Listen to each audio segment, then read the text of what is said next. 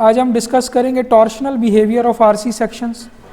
सो पहले कुछ slides torsional behaviour के बारे में specific to reinforced concrete rectangular cross sections, और फिर उसके बाद एसीआई का टॉर्शन डिज़ाइन का मेथड। ठीक है, सो मैंने उसको बिल्कुल उसी तरह स्टेप बाय स्टेप स्लाइड्स में लिस्ट डाउन कर दिया है, जैसे कि शेयर डिज़ाइन है या फ्लेक्चर डिज़ाइन है। तो अब आप इसको आप समझ लें कि एक एडिशनल प्रोसीजर जो आपने टॉर्शन डिज़ाइन के लिए करना है, अगर टॉर्शन डिज़ाइन की ज़रूरत है आपकी बीम को। सो स्टार्ट में टॉर्शनल बिहेवियर के बारे में कुछ बेसिक बातें। टॉर्शन बाय डेफिनेशन एक मोमेंट है जो लॉन्गिट्यूडनल एक्सिस ऑफ बीम के अबाउट होता है। ठीक है, एक टिपिकल रीइंफोर्स्ड कंक्रीट में आप ये देखेंगे टॉर्शन के नतीजे में जो फेलियर है वो इस किस्म का दिखेगा। जनरली बीम्स के केस में टॉर्शन डिज़ाइन बहुत बड़ा इशू नहीं है। आम तौर पे क्रॉस सेक्शनल साइज़ जो मोमेंट और शेयर डिज़ाइन के नतीजे में फाइनल होता है, मोस्टली वही ओके हो जाता है टॉर्शन में भी। लेकिन कुछ केसेस में टॉर्शन के लिए अलग से डिज़ाइन भी ज़रूरी होता है। सो वो केसेस क्या हैं या वो क्राइटेरिया क्या है जो आप पहले चेक करेंगे और फिर टॉर्शन डिज़ाइन करेंगे, वो आगे आ रहा है। सो टॉर्शनल स्ट्रेसेस आपने देखे हैं, उनकी ओरिजिन कैसी है। वो असल में शेयर स्ट्रेसेस ही डेवलप करते हैं, और क्रॉस सेक्शन में एक साइड पे शेयर स्ट्रेसेस में इजाफे का बाइस बनते हैं और एक में वो शेयर स्ट्रेसेस को कैंसल आउट कर देते हैं। तो जो अगर आप टॉर्शन प्लस शेयर का केस देखें तो और उसको कंपेयर करें इंडिविजुअल टॉर्शन से या इंडिविजुअल शेयर से, तो आप देखेंगे कि जो कंबाइंड केस है उसमें एक तरफ शेयर स्ट्रेसेस बहुत ज़्यादा हो जाएंगी और एक तरफ स्ट्रेसेस कम हो जाएंगी। तो चूंकि torsion primarily shear stresses produce कर रही होती है, तो उसका भी जो फेलियर पैटर्न है वही 45 डिग्री का क्रैक है शेयर की तरह का।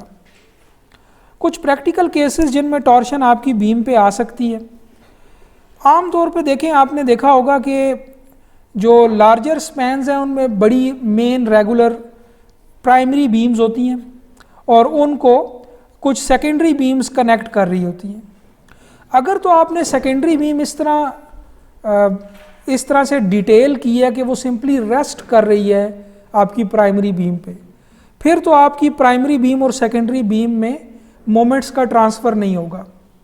लेकिन अगर आपने उसको रिजिडली कनेक्ट कर दिया, जैसे रीइंफोर्स्ड कंक्रीट के केस में होता है, तो अगर आप देखें कि यहाँ पर जो भी प्राइमरी बीम की बेंडिंग है वो सेकेंडरी बीम में टॉर्शन प्रोड्यूस कर सकती है। ठीक है, या इसी तरह अगर आप देखें तो सेकेंडरी बीम की बेंडिंग वो प्राइमरी बीम में टॉर्शन प्रोड्यूस कर सकती है। सो एक एग्जांपल है उस प्रैक्टिकल केस ही कि जिसमें आपके पास बीम के अंदर टॉर्शन एक्शन डेवलप हो सकता है। फिर इसी तरह अनसिमेट्रिकल बिल्डिंग्स हैं, अनसिमेट्रिकल ज्योमेट्री है, वो कनेक्ट इस तरह से हैं कि एक एक्शन, एक बीम की बेंडिंग दूसरे में टॉर्शन प्रोड्यूस कर रही है। ऑब्वियसली ये बड़ा टिपिकल एग्जांपल है कि अगर आपके पास इस तरह से 3D में अगर देखें तो अगर एक बीम के साथ यूँ दूसरी बीम कनेक्ट हुई हुई है, तो जाहिर है कि इस बीम के ऊपर आने वाला जो वर्टिकल लोड है वो इसमें तो बेंडिंग प्रोड्यूस करेगा, लेकिन वो दूसरी कनेक्टेड बीम में टॉर्शन प्रोड्यूस करेगा। Curved beams, of centre loads, earthquake के केस में रिवर्सल ऑफ स्ट्रेसेस होता है, डायनामिक लोडिंग होती है। सो इन सब केसेस में कई दफ़ा टॉर्शन जो है वो एक्सियल, फ्लेक्चर और शेयर की निस्बत ज़्यादा क्रिटिकल भी हो सकती है। आमतौर पे ऐसा नहीं होता, बट कुछ केसेस में यूँ भी हो सकता है। लोड्स ऑफ सेंटर हैं, आपकी ज्योमेट्री इरेगुलर है, अनसिमेट्रिक है। सो फॉर एग्जांपल ये देखें कि ये एक मेन बीम है और एक बीम इधर से उस पर रेस्ट कर रही है, दूसरी इधर रेस्ट कर रही है। ठीक है, सो अगर ये जो लोड ट्रांसफ़र है बी और ए ये इक्वल नहीं होगा, तो ये जो आपकी मेन बीम है इसमें टॉर्शन प्रोड्यूस होगी। इसेंट्रिकली अप्लाइड लोड का केस कोई आ जाता है लेट से। सो अब ये लोड ऐसा है कि ये टॉर्शन प्रोड्यूस करेगा इस बीम में। कैनोपी है, ठीक है, ये आप इसके ऊपर जो भी लोड है वो इस बीम में, ए बी बीम में टॉर्शन प्रोड्यूस करेगा। सो ये वो प्रैक्टिकल केसेस हैं जिनमें आपकी रीइंफोर्स्ड कंक्रीट टॉर्शन में आ सकती है। सो हर वो मोमेंट जो आपकी बीम के लॉन्गिट्यूडनल एक्सिस के अबाउट अप्लाई हो रहा है वो टॉर्शनल मोमेंट है या टॉर्शन है। ठीक है, और ये मोस्टली एक्सेंट्रिक लोडिंग या किसी दूसरी कनेक्टिंग बीम्स की डेफॉर्मेशन की वजह से प्रोड्यूस होती है, ठीक है। और इसी तरह टॉर्शनल मोमेंट जो है वो डिज़ाइन पॉइंट ऑफ व्यू से दो टाइप्स में क्लासीफाई किया जाता है। पहला टॉर्शनल मोमेंट कहलाता है, जी, जैसे मैंने ये एग्जांपल दी कि आप ये देखें कि अब एक बीम के लिए वो बेंडिंग है, बेंडिंग डेफॉर्मेशन है थीटा, लेकिन वो दूसरी बीम के लिए टॉर्शन प्रोड्यूस कर रहा है। सो ये थीटा पी जो है ये सेकेंडरी बीम की बेंडिंग की रोटेशन है, लेकिन यही थीटा पी जो है ये असल में यहाँ पर ये टॉर्शनल रोटेशन हो जाएगी आपके मेन गर्डर की, राइट। सो मोस्टली केसेस यही हैं, या लोडिंग एक्सेंट्रिक है जो डायरेक्ट टॉर्शन प्रोड्यूस कर रही है, या एलिमेंट्स की कनेक्टिविटी ऐसी है कि वो एक्शन टॉर्शन में कन्वर्ट हो जाता है। ये बिल्कुल ऐसे ही है जैसे हम कहते नहीं है कि लेट से ये बीम है और दो कॉलम है, तो बीम के अंदर की जो एक्सियल फोर्स होगी वो कॉलम के लिए शीयर बन जाएगी। कॉलम का शीयर जो है वो बीम के लिए, कॉलम की एक्सियल फोर्स बीम के लिए शीयर है, ठीक है। सो एक एलिमेंट का एक एक्शन कन्वर्ट हो जाता है दूसरे एलिमेंट के लिए, और ये सब कुछ कनेक्टिविटी पे डिपेंड करता है। सो टॉर्शनल का मोमेंट का केस भी ऐसा ही है। सो डिज़ाइन पॉइंट ऑफ व्यू से हम इनके दो टाइप्स डिफाइन करते हैं। पहली टाइप कहलाती है इक्विलिब्रियम टॉर्शनल मोमेंट या इक्विलिब्रियम टॉर्शन। इसका नाम ही इक्विलिब्रियम टॉर्शन इसलिए है कि इस टाइप के टॉर्शन को एनालिसिस में कंसिडर करना बिल्कुल ज़रूरी है। अगर इसको नहीं करेंगे तो स्ट्रक्चर इक्विलिब्रियम में नहीं रहेगा, ठीक है। यानी इसकी डेफिनेशन ये है कि ये वो टॉर्शनल मोमेंट है जिसके अगेंस्ट स्ट्रक्चर को लाजमी डिज़ाइन किया जाना चाहिए। अगर नहीं करेंगे, कैलकुलेशन में इसको कंसिडर नहीं करेंगे, तो आपकी ओवरऑल स्ट्रक्चर की स्टेबिलिटी कॉम्प्रोमाइज़ होगी, यानी स्ट्रक्चर इक्विलिब्रियम में नहीं रहेगा। अब जब आप इसको कंट्रास्ट करेंगे ना दूसरी टाइप ऑफ टॉर्शन से, तो आपको ये ज़्यादा क्लियरली समझ आ जाएगी। तो अभी इसकी डेफिनेशन ये है कि ये वो टॉर्शन है या टॉर्शन की वो टाइप है जिसको लाजमी आपने स्ट्रक्चर से रेजिस्ट करवाना है, ठीक है। इसके अगेंस्ट डिज़ाइन करेंगे, इसको इग्नोर नहीं कर सकते। दूसरी टॉर्शन कहलाती है कंपैटिबिलिटी टॉर्शन, और ये भी नाम से ज़ाहिर है। कंपैटिबिलिटी का मतलब है कि किस तरह से एलिमेंट्स अरेंज हुए हुए हैं, किस तरह से कनेक्ट हुए हुए हैं, ठीक है। ये वो मोमेंट है जो मेंबर्स की आपस में कनेक्टिविटी की वजह से प्रोड्यूस होती है, ठीक है। और ये आम तौर पे जो इलास्टिक डेफॉर्मेशन है स्ट्रक्चर की उस पर असर डालती है। अब ये वो टॉर्शन है जो कनेक्टिविटी से डेवलप हो रही है। जैसे देखें, अब दो बीम्स हैं ए बी और सी डी, ये इस तरह से कनेक्ट हुई हुई हैं कि इस पी लोड की वजह से जो बेंडिंग मोमेंट होगा ए बी के अंदर, वो असल में सी डी पे टॉर्शन की सूरत में कन्वर्ट होगा, ठीक है। सो ये अब बराह रास्त टॉर्शन नहीं है, ये एक एक्शन के उसमें कन्वर्ट होके जो है वो टॉर्शन बन गई है दूसरी बीम सी डी के लिए, ठीक है। अब ये मुमकिन है कि हम इस टॉर्शन को कुछ केसेस में इसके लिए डिज़ाइन ना करें। उसकी वजह है, देखें ये बनी है कनेक्टिविटी से, ठीक है।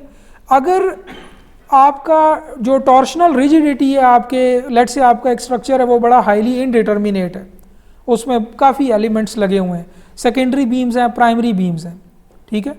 और उस केस में ये वाला केस बन रहा है कि सेकेंडरी बीम की बेंडिंग मेन गर्डर पे टॉर्शन प्रोड्यूस कर रही है, ठीक है। लेकिन ज़रूरी नहीं है कि आप इस टॉर्शन के लिए डिज़ाइन करें, बिकॉज हाईली इनडिटर्मिनेट स्ट्रक्चर में एक फिनोमेना है जिसको कहते हैं रीडिस्ट्रीब्यूशन। जब भी कोई भी एलिमेंट क्रैक होता है तो स्ट्रेसेस की रीडिस्ट्रीब्यूशन होती है। अब अगर कोई टॉर्शन किसी बीम पे आ रही है और उसमें टॉर्शनल क्रैक आ चुके हैं, तो अब उसकी टॉर्शनल रिजिडिटी निहायत कम हो जाएगी, ठीक है। और वो टॉर्शनल रिजिडिटी कम होने का मतलब है कि अब वो मज़ीद टॉर्शन अट्रैक्ट नहीं करेगी, एक एलिमेंट से दूसरे एलिमेंट पे मज़ीद टॉर्शन क्रैक होने के बाद ट्रांसफ़र नहीं होगा, ठीक है। सो ऐसी सूरत में ज़रूरी नहीं होता कि आप उस स्टैटिकली इनडिटर्मिनेट स्ट्रक्चर के हर एलिमेंट को टॉर्शन के लिए लाजमी डिज़ाइन करें, आप उस रीडिस्ट्रीब्यूशन पे रिलाई कर सकते हैं, ठीक है। अब मैं इसको कॉन्सेप्ट को दोबारा रिपीट करता हूँ। देखें फॉर एग्ज़ाम्पल आपके यही वाला केस देखें और इसमें लेट्स से कि जो सी डी बीम है उसमें टॉर्शनल क्रैक डेवलप हो चुके हैं, ठीक है, और अब उसकी टॉर्शनल रिजिडिटी बहुत कम हो गई है। ऐसी सूरत में आप टॉर्शन के केस में ऐसे ही इसको एज्यूम करेंगे जैसे एक इंटरनल हिंज बन चुकी है इस कनेक्शन पॉइंट पे जो टॉर्शन को इधर से उधर ट्रांसफ़र नहीं करेगी, ठीक है। और लेकिन ये क्यों एज्यूम कर सकते हैं आप? अगर आप ये एज्यूम करें कि टॉर्शनल क्रैक आएंगे और उनकी वजह से फर्दर टॉर्शन का ट्रांसफ़र जो है वो पॉसिबल नहीं हो पाएगा। अगर ये परफेक्टली इलास्टिक बीम रहती, लेट से एज्यूम करें कि ए बी और सी डी स्टील की बीम्स हैं, ठीक है, इनमें कोई क्रैकिंग का फिनोमेना नहीं है, किसी भी नॉन लीनियरिटी की वजह से कोई एलिमेंट की स्ट्रेसेस की ट्रांसफ़र रुकेगी नहीं, ठीक है। तो उस सूरत में तो आपको लाजमन पूरा का पूरा टॉर्शन एक से दूसरी बीम पे ट्रांसफ़र करना पड़ेगा और आपको दूसरी बीम को टॉर्शन के लिए डिज़ाइन करना पड़ेगा। सो इस पी की वजह से जो सी डी पे टॉर्शन आ रहा है इसके लिए डिज़ाइन लाजमी होगा अगर ये क्रैकिंग और आरसी वाला इशू ना हो। सो इनडिटर्मिनेट स्ट्रक्चर्स में कई दफ़ा ऐसा होता है कि जो टॉर्शनल रिजिडिटी है कंक्रीट मेंबर की वो प्लास्टिक डेफॉर्मेशन की वजह से काफ़ी रिड्यूस हो जाती है और फिर टॉर्शनल मोमेंट एक्शन जो है on the member becomes very small when a concrete member of a statically indeterminate structure reaches such a state. ये जो मैं टॉर्शनल क्रैकिंग की बात कर रहा हूँ ये इसकी एग्जांपल बिल्कुल उस क्रैकिंग की है जिस क्रैकिंग की वजह से आप फ्लैक्चर के केस में स्टिफनेस मॉडिफायर यूज़ करते हैं। यानी ये वो क्रैकिंग नहीं है जो मैंने आपको ये फिगर में दिखाई है फेलियर वाली क्रैकिंग, ये वो नहीं है। ये वो हेयर लाइन क्रैक्स हैं जिनकी वजह से आप फ्लैक्चर में जो स्टिफनेस मॉडिफायर यूज़ करते हैं वो भी तो आप देखें ना आई को कम कर देते हैं। बीम के केस में आपको पता होगा कि फ्लैक्चर के केस में आई जो है वो आई जी यूज़ नहीं होता बल्कि 0.35 आई जी यूज़ होता है, ठीक है। सो देखिए आप फ्लैक्चर के केस में आप कहते हैं कि बीम्स के लिए जो आपने मोमेंट ऑफ इनर्शिया इस्तेमाल करना है वो 0.35 आई जी करना है और कॉलम्स के केस में आप कहते हैं कि 0.7 करना है, ठीक है। सो ये जो क्रैक स्टिफनेस मॉडिफायर आप लगा रहे हैं ये उस क्रैकिंग की वजह से लगा रहे हैं जो आपको लाजमी इनएविटेबली जिससे आपको वास्ता पड़ेगा ज़रूरी, ठीक है। सो आप ग्रॉस आई यूज़ नहीं कर रहे। आप टॉर्शन में ज़रा आ जाएं, ठीक है। टॉर्शन में भी तो कोई स्टिफनेस है तो उसका भी कोई स्टिफनेस मॉडिफायर होना चाहिए। सो पॉइंट ये है कि अगर आपका स्ट्रक्चर स्टैटिकली इनडिटर्मिनेट है ऑलरेडी तो आप ये वाला टॉर्शनल मॉडिफायर बहुत कम यूज़ कर सकते हैं, ठीक है। यानी देखें इसमें आप स्टिफनेस को रिड्यूस कर रहे हैं एलिमेंट्स की, आप कह रहे हैं कि बीम का आई जी 0.35 है। टॉर्शन के केस में भी आप क्रैक स्टिफनेस मॉडिफायर दे सकते हैं। अच्छा अब मैं लेट से आपसे अगर ये कहूँ कि ये मेरी एक बीम है, सिंपली सपोर्टेड बीम है लेट से। सो मैं एक मिनट एग्जांपल चेंज करता हूँ। लेट से मैं प्लान व्यू में आपको दिखा रहा हूँ कि लेट से कि ये एक बीम है, ठीक है, ये दूसरी बीम है। So let me call it A B, इसी तरह ये सी डी, ठीक है, और लेट से मैं इसको कहता हूँ ई एफ। आप एक हाइपोथेटिकल सिनारियो एज्यूम करें कि जिसमें मैंने इन बीम्स का जो फ्लैक्चर में क्रैक स्टिफनेस मॉडिफायर है वो सबका ज़ीरो कर दिया। उस सूरत में क्या होगा कि आपने असल में अगर देखा जाए तो क्या किया, आपने इन सारी बीम्स को पिन जॉइंट से कनेक्ट कर दिया। अगर इन सारों की फ्लैक्चरल स्टिफनेस ज़ीरो है तो इसका ये मतलब है कि ये इनमें से कोई एलिमेंट दूसरे पे मोमेंट ट्रांसफ़र नहीं कर सकता, ठीक है। सो अगर मैं इस नंबर को ज़ीरो कर दूं तो बेसिकली मैंने आपका यानी ये सारे जो कनेक्शन हैं ये पिन कनेक्शन कर दिए हैं। और पिन कनेक्शन करने का मतलब है कि कोई बेंडिंग मोमेंट जो एक बीम में प्रोड्यूस हो रहा है वो दूसरे पे ट्रांसफ़र नहीं होगा, हर जॉइंट के ऊपर बेंडिंग मोमेंट ज़ीरो होगा, ठीक है। सो आपने असल में फ्लैक्चरल स्टिफनेस ज़ीरो कर दी तो आपने मोमेंट का ट्रांसफ़र ख़त्म कर दिया, ठीक है। या आपको अगर सॉफ्टवेयर की लैंग्वेज में बात करें तो आपने एक इंटरनल पिन प्रोवाइड कर दी, ठीक है। इसको एक एलिमेंट के ज़रिए भी कई दफ़ा प्रोवाइड किया जाता है इस फीचर को, और वो कहलाता है मोमेंट रिलीज़। मोमेंट रिलीजेस भी उसको बोलते हैं। मोमेंट रिलीज का मतलब है कि आपने जब एक एलिमेंट ड्रॉ किया तो ये डिक्लेयर कर दिया कि इसके ऊपर मोमेंट जो है वो दूसरे एलिमेंट पे ट्रांसफ़र नहीं होगा, ठीक है। सो जो भी bending moment diagram in beams की बनेगी वो एंड्स पे ज़ीरो हो जाएगी, ठीक है। और अगर लेट से ई एफ की कोई अपनी बेंडिंग मोमेंट डायग्राम है, लेट से ऐसे है, तो वो इस तरह होगी कि ई पर भी ज़ीरो होगी और एफ पर भी ज़ीरो होगी, right. So concept moment releases का कॉन्सेप्ट ये है कि आप असल में प्रोग्राम में ये डिफाइन कर दें कि जो कनेक्शन बनेगा दो बीम्स का ये रिजिड नहीं होगा, ये मोमेंट ट्रांसफ़र वाला कनेक्शन नहीं होगा, बल्कि यहाँ पर मोमेंट ज़ीरो हो जाएगा, ठीक है।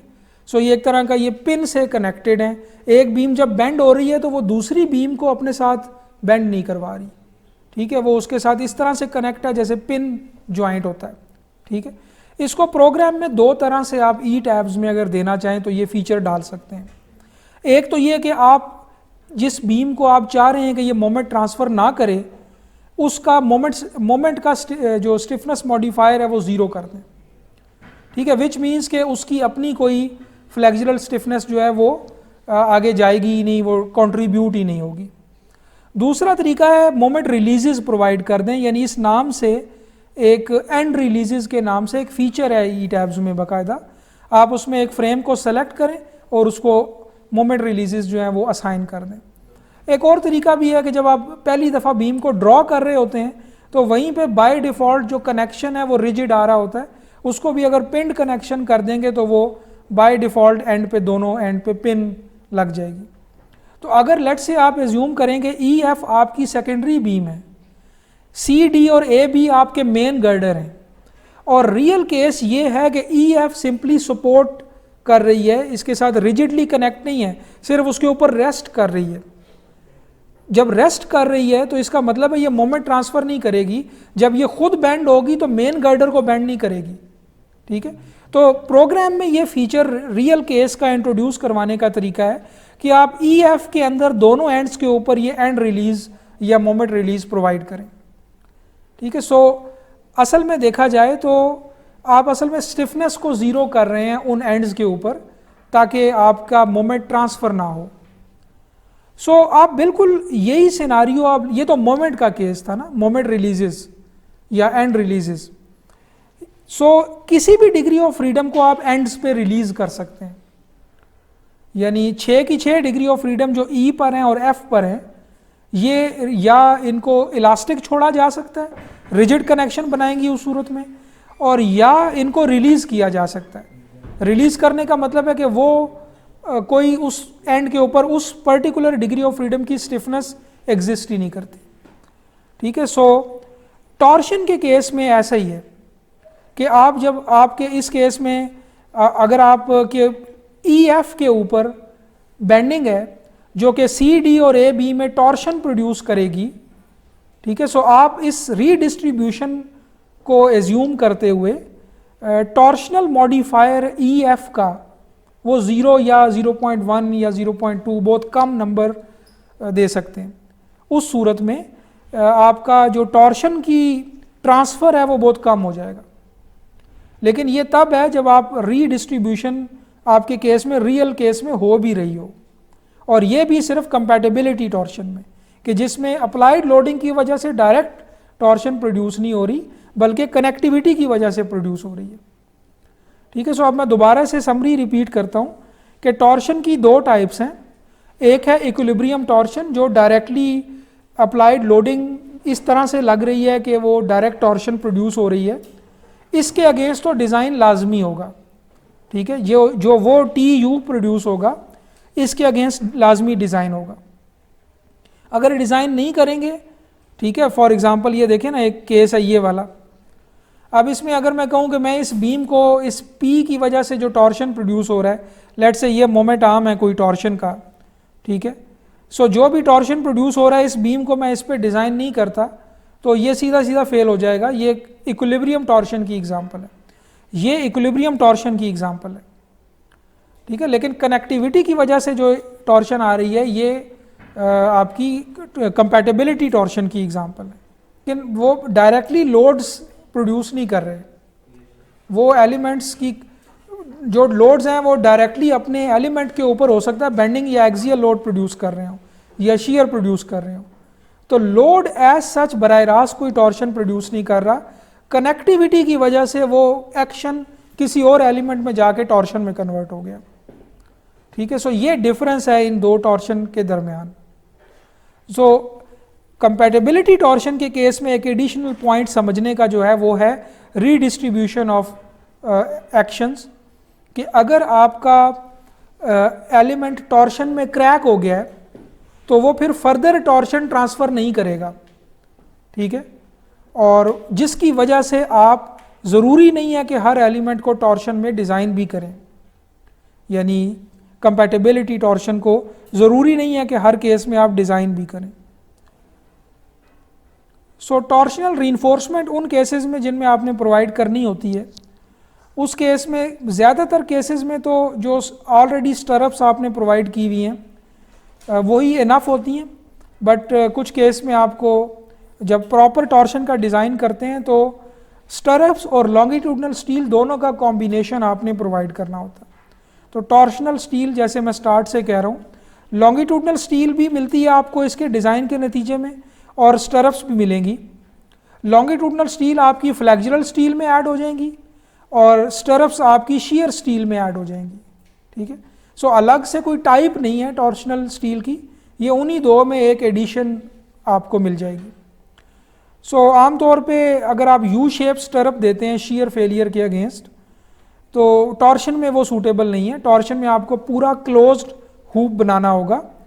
सो पूरा क्लोज्ड हुप बनाएंगे, ठीक है, और लेट्स से ये अगर आपकी बीम है तो उसमें मुकम्मल यूँ इस तरह क्लोज हुप बनाएंगे जो कि एनक्लोज करना चाहिए आपकी लॉन्गिट्यूडनल स्टील को, और फिर जो हुक है वो आपने आमतौर पे 135 डिग्री का देना होगा। यानी अगर आप एंड पर इसको अगर मैं एनलार्ज करूं तो ये आपकी लेट से लॉन्गिट्यूडनल स्टील जा रही है और ये आपकी हुप आ रही है। सो अगर तो आप इसको सिंपली यूं कर दें ऐसे तो ये 90 डिग्री हुक कहलाता है, लेकिन अगर आप इसको वापस ऐसे यूं ले आएँ तो ये 135 डिग्री हुक कहलाता है। ठीक है, सो ऑब्वियसली ये 135 डिग्री हुक जो है ये इसमें ये ज़्यादा स्ट्रॉन्ग है, ये इसमें वो चांस नहीं है कि आपका ये इसमें डिफॉर्म हो जाए या ये यहाँ पर ये ओपन हो जाए किसी तरह से ये हुक। सो असल में इसने जो है वो कन्फाइन करना है कोर कंक्रीट को, तो 135 डिग्री हुक जो है वो ज़्यादा बेहतर कन्फाइन कर सकता है। ठीक है, सो एक और प्रोविजन अब ये चेक करने की बात है कि ये 318-19 की यही एग्जैक्टली चीज़ है या इसमें मॉडिफाई हो गया कि जो डायमीटर है लॉन्गिट्यूडनल बार का वो should not be less then number 3। Longitudinal bar provided for torsion, right, वो नंबर 3 से कम नहीं होना चाहिए। स्पेसिंग जो है वो नंबर 3 या इससे कम नहीं होना चाहिए, 0.042 times the spacing. So torsional stress की डिस्ट्रीब्यूशन अगर आप देखें तो ये ऑलरेडी हम डिस्कस कर चुके हैं कि बॉक्स सेक्शन जो है ये टॉर्शन में सबसे एफिशिएंट सेक्शन है। ठीक है, बिकॉज टॉर्शनल स्ट्रेसेस जो सेक्शन की पेरिफ्री है, आउटर एज है, उस पर सबसे ज़्यादा होते हैं, कोर में कम होते हैं। तो कोर कंक्रीट एक तरह की बहुत कम कंट्रीब्यूट करती है टॉर्शनल स्ट्रेंथ प्रोवाइड करने में, तो आप वहाँ से मटेरियल को निकाल सकते हैं और एक बॉक्स सेक्शन बना सकते हैं। फ्लैंज सेक्शन और बॉक्स सेक्शन के फ़वाइद को मिला के एक फ्लैंज्ड बॉक्स सेक्शन या बॉक्स गर्डर भी जिसे कहते हैं वो बड़ा एफिशिएंट सेक्शन बनाया गया।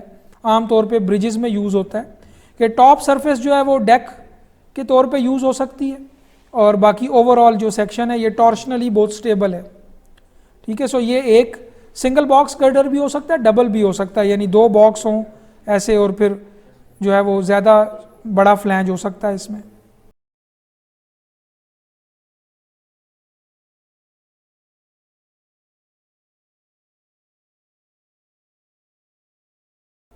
इसके लिए अगर आप वो जो वार्पिंग डेफॉर्मेशन मैंने एक दफ़ा आपको बताई थी जो टॉर्शन की वजह से प्रोड्यूस होती है उसको ज़रा विजुलाइज करें।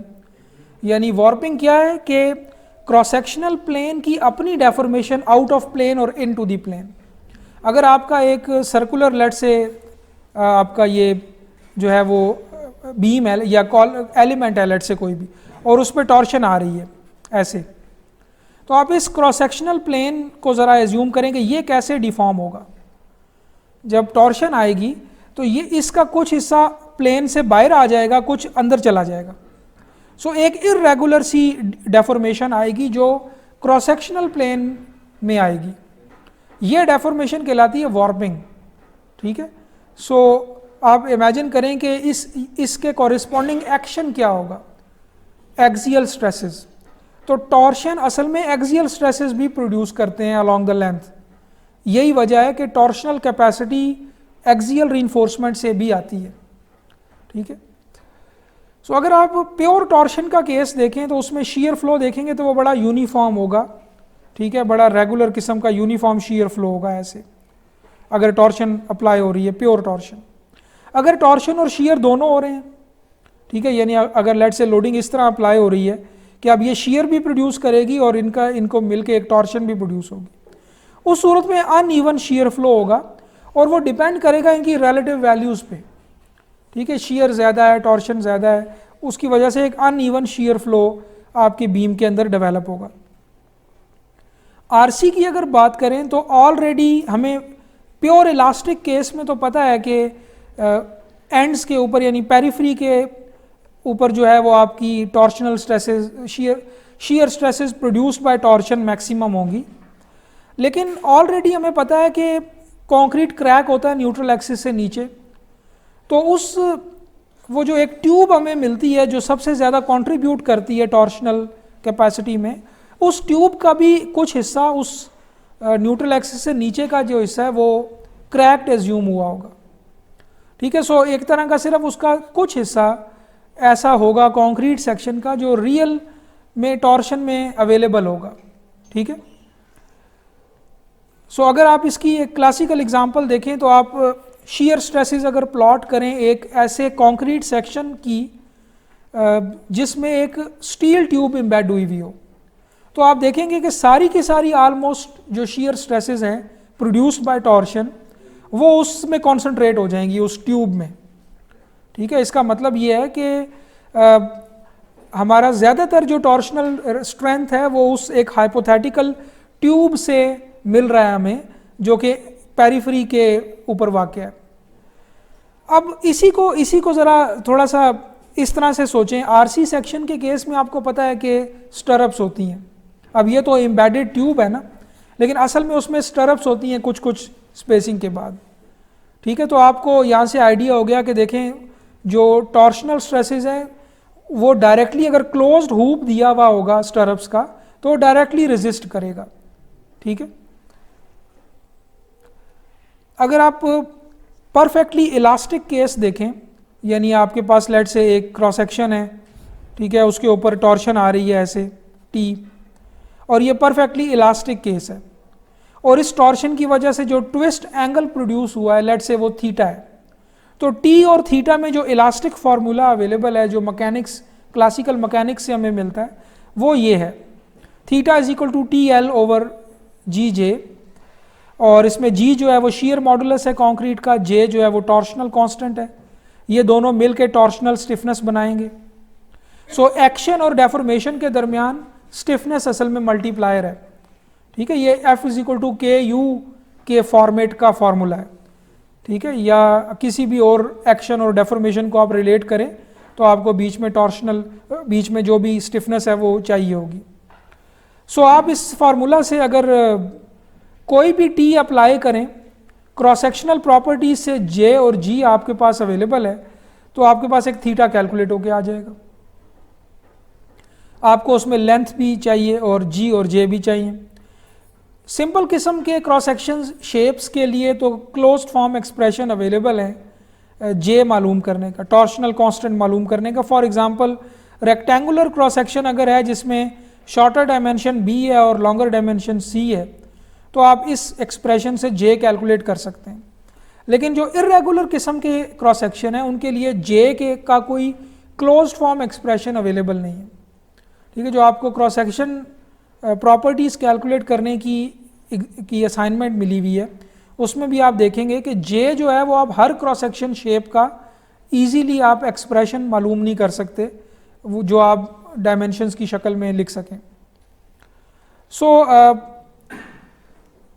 ये है परफेक्टली इलास्टिक मटेरियल का केस, जिसमें कोई क्रैकिंग नहीं, एक यूनिफॉर्म किस्म का मटेरियल है। और इसी तरह एक और एक्सप्रेशन जो हमें मैकेनिक्स से मिलती है वो बिल्कुल देखें, आपने बेंडिंग स्ट्रेस के बारे में पढ़ा होगा कि bending stress is produced by bending is equal to bending moment divided by section modulus. बिल्कुल उसी तरह shear stress is produced by torsion is equal to that torsional moment divided by torsional section modulus। ठीक है, सो बिल्कुल उसी format पे आप देखेंगे tau is equal to m torsional over k torsional, where k torsional is the section modulus for torsion।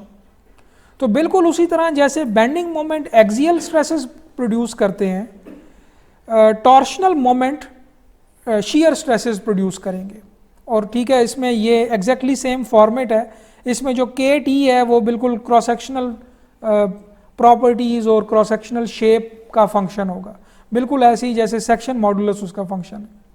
ठीक है, सो ये जो टेबल है ये रिलेट कर रहा है पिछली स्लाइड से, जहाँ पर टॉ मैक्स असल में टॉर्शन की वजह से प्रोड्यूस होने वाला मैक्सिमम शीयर स्ट्रेस है, और ये अप्रॉक्सीमेटली लिखा जा सकता है torsional moment divided by mu b c square rectangular के केस में, वेयर म्यू जो है वो आपको इस टेबल से मिल जाएगा। ठीक है, जो सी और बी का फंक्शन होगा, सी और बी डायमेंशंस हैं आपके रेक्टेंगुलर सेक्शन की। सो इसका मतलब है, लेकिन ये सारी एक्सप्रेशन जो मैं आपको दिखा रहा हूँ ये अभी इलास्टिक या आइडियल केस की हैं। कुछ और शेप्स का अगर आप सेक्शन मॉडुलस फॉर टॉर्शन यानी के जिसको मैंने कहा है वो देखना चाहें तो आपको इस तरह के टेबल मिल जाएंगे जिसमें डिफरेंट शेप्स का के आपको कैलकुलेट करना दिखाया गया होगा। और देख लें कि ये एक्सप्रेशंस जो हैं वो बड़ी क्लासिकली क्लोज फॉर्म एक्सप्रेशंस नहीं हैं, बल्कि इनमें से कुछ जो हैं वो अप्रॉक्सीमेट हैं। अब आरसी के केस में अगर आ जाएं तो जो real T versus theta curve है वो हमेशा के लिए इलास्टिक नहीं है, बिकॉज जब आप ये एक्सप्रेशन कहते हैं तो ये तो आप असल में कह रहे हैं कि टी को बढ़ाते जाएं उससे थीटा लीनियरली बढ़ता जाएगा फॉर एवर। आरसी के केस में, रियल केस में तो ऐसा नहीं है। आरसी के केस में एक ख़ास टॉर्शनल मोमेंट तक ये लाइन लीनियर रहेगी, फिर उसके बाद टॉर्शनल क्रैकिंग होगी और उसके बाद फिर पोस्ट पीक बिहेवियर पीक की तरफ जाएगा और फिर पोस्ट पीक बिहेवियर आ जाएगा।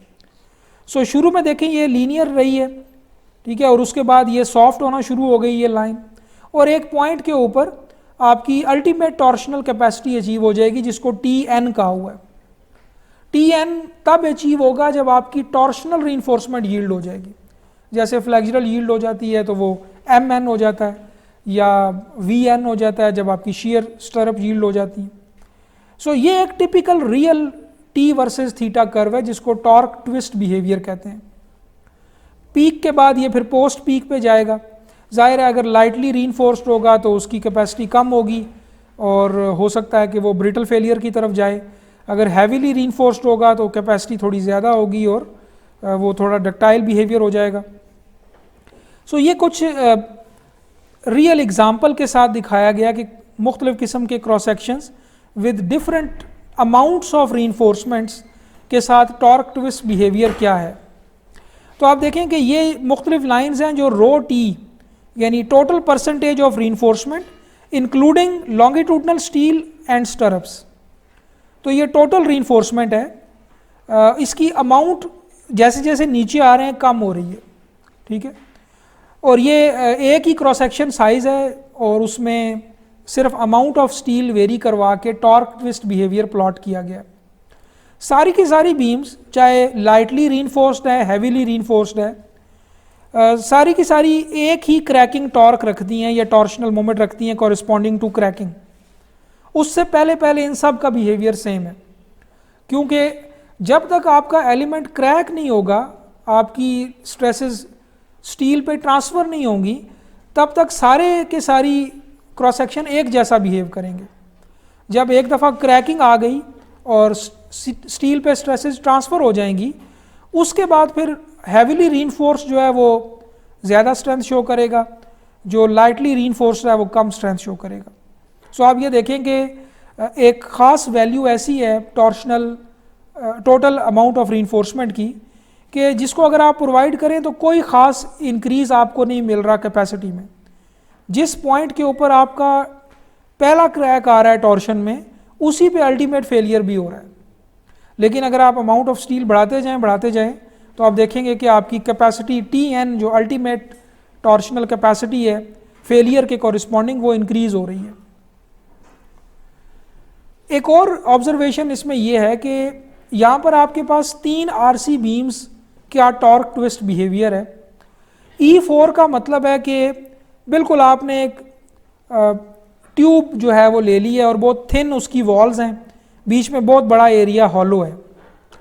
B4 उसके बरक्स क्या है कि पूरी सॉलिड है, और D4 जो है उसमें बीच में से कुछ एरिया हॉलो है बट जो वॉल्स हैं उसकी वो बहुत थिन नहीं है। ठीक है, यानी E4 की निस्बत D4 ज़्यादा थिक वॉल्स वाला वो हॉलो क्रॉस सेक्शन है। तो आप ये देखें कि B4 और D4 दोनों की ultimate torsional capacity almost same है, दोनों पीक जो है वो एक ही पॉइंट पे अचीव कर रही हैं कंपेयर टू E4 जो ये है जो कि बहुत नीचे ही फेल हो रहा है। ठीक है, सो इनकी क्रैकिंग टॉर्शनल कैपेसिटी में भी फ़र्क है।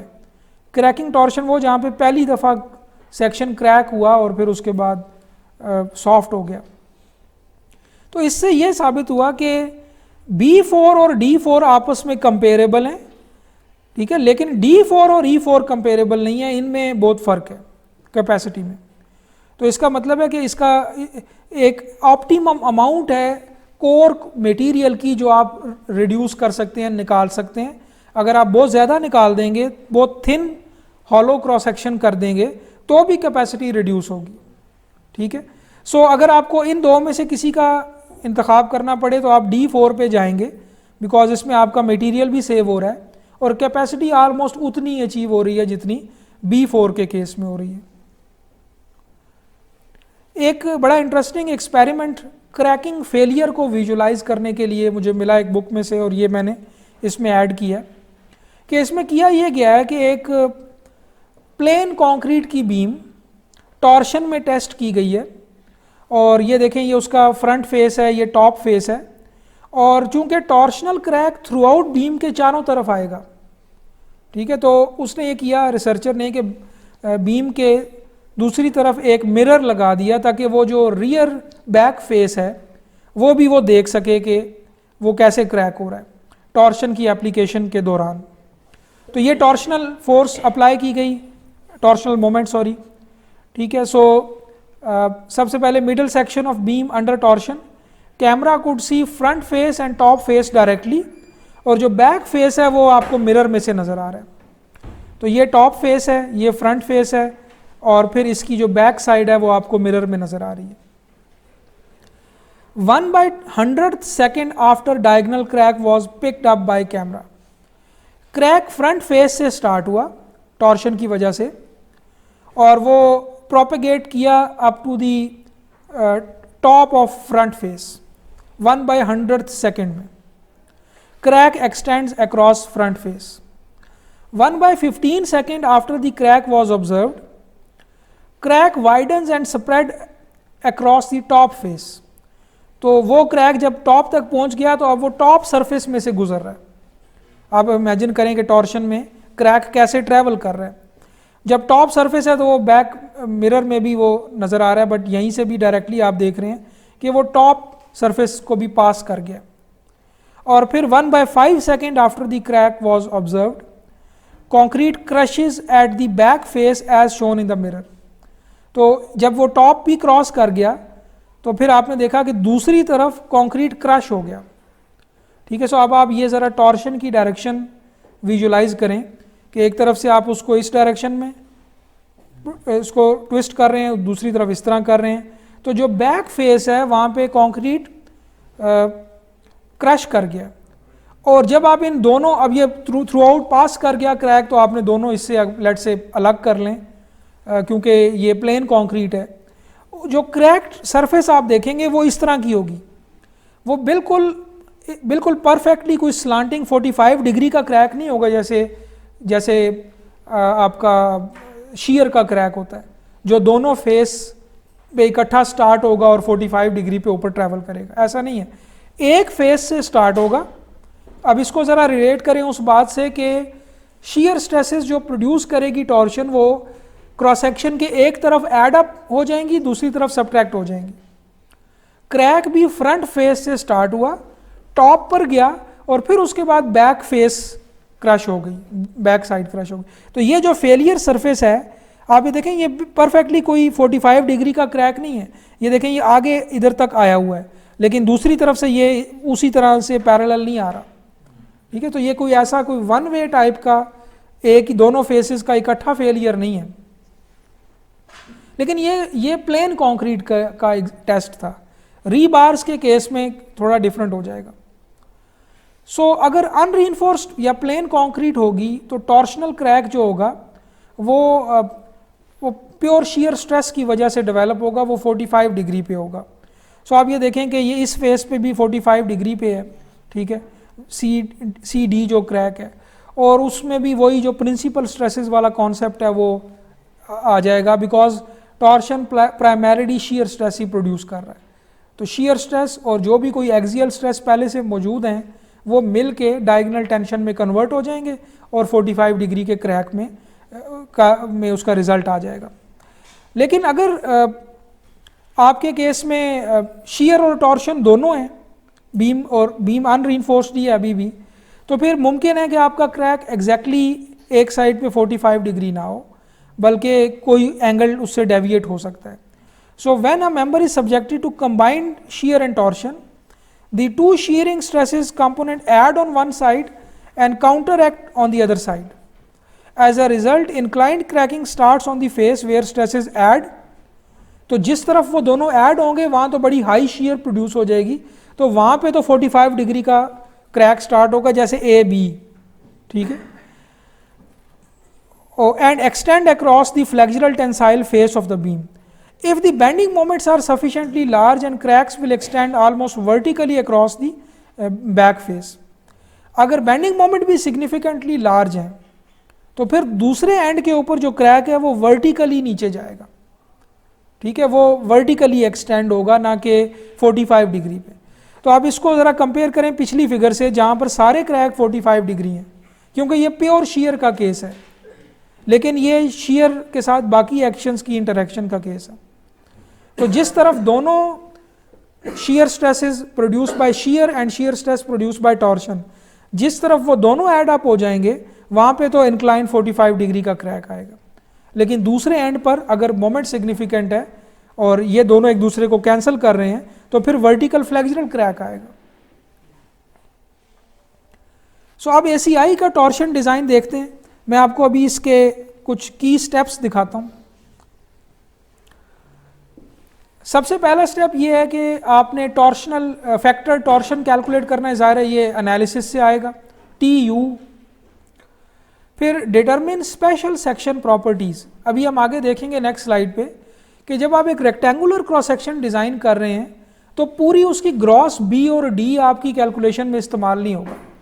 हमने अभी बिहेवियर में की स्लाइड्स में ये देखा है कि रेक्टेंगुलर सेक्शन में भी अंदर एक हाइपोथेटिकल ट्यूब होती है जो सारी की सारी ऑलमोस्ट टॉर्शनल स्ट्रेंथ प्रोवाइड कर रही होती है। तो इसमें भी हम एक स्पेशल सेक्शन एज्यूम करेंगे, ट्यूबुलर सेक्शन कंक्रीट के अंदर, हाइपोथेटिकल सेक्शन, और उस ट्यूबुलर सेक्शन की प्रॉपर्टीज़ कैलकुलेट करेंगे, वो फिर आगे टॉर्शनल डिज़ाइन में इस्तेमाल होंगी। तो स्पेशल सेक्शन प्रॉपर्टीज से ये मुराद है। डिटरमिन क्रिटिकल टॉर्शन कैपेसिटी, एक ख़ास कैपेसिटी है जिससे कम अगर आपकी टॉर्शन है तो आप टॉर्शन में डिज़ाइन नहीं करेंगे। ठीक है, उसको थ्रेशोल्ड टॉर्शन कहते हैं, और वो क्रिटिकल टॉर्शन कैपेसिटी का एक 1/4 होती है। ये आगे अभी आ जाएगा। और अगर आपको टॉर्शनल रीइंफोर्समेंट डिज़ाइन करनी है तो फिर आप अगला स्टेप है कि उसमें स्टील कैलकुलेट करें और फिर उसको मिनिमम से चेक करें। ये स्टील अब दोनों तरह का होगा, लॉन्गिट्यूडनल भी होगा और स्टरप्स भी होगा। तो लॉन्गिट्यूडनल मोमेंट वाली रीइंफोर्समेंट में ऐड हो जाएगा, स्टरप्स शीयर रिइंफोर्समेंट में ऐड हो जाएंगी। सो स्पेशल सेक्शन प्रॉपर्टीज़, इससे भी पहले मैं यहाँ फिगर पे ही डायरेक्टली आ जाता हूँ कि ये आपका रेक्टेंगुलर क्रॉस सेक्शन था और इसमें कोई ऑलरेडी लॉन्गिट्यूडनल स्टील प्रोवाइड कर दी गई है मोमेंट के लिए, ऑलरेडी शीयर स्टील प्रोवाइड कर दी गई है शीयर के लिए, अब ये टॉर्शन के लिए डिज़ाइन होने आ गया। तो इस एग्जिस्टिंग रीइंफोर्समेंट कॉन्फ़िगरेशन की बेस पे और डायमेंशंस की बेस पे एक हाइपोथेटिकल ट्यूबुलर जो शेप है उसकी प्रॉपर्टीज़ भी कैलकुलेट की जाएंगी, वो कहलाती हैं स्पेशल सेक्शन प्रॉपर्टीज़। पहले उनको डिफाइन कर लेते हैं और फिर आगे देखेंगे कि रेक्टेंगुलर के केस में वो क्या बन जाएंगी, टी के केस में क्या बन जाएंगी।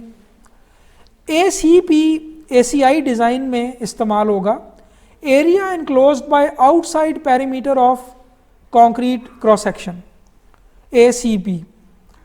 तो वो तो ग्रॉस एरिया है कि जो आउटसाइड पैरामीटर है, अगर आपकी B और H डायमेंशंस हैं, ग्रॉस डायमेंशंस, तो B इंटू H जो है वो ACP बन जाएगा।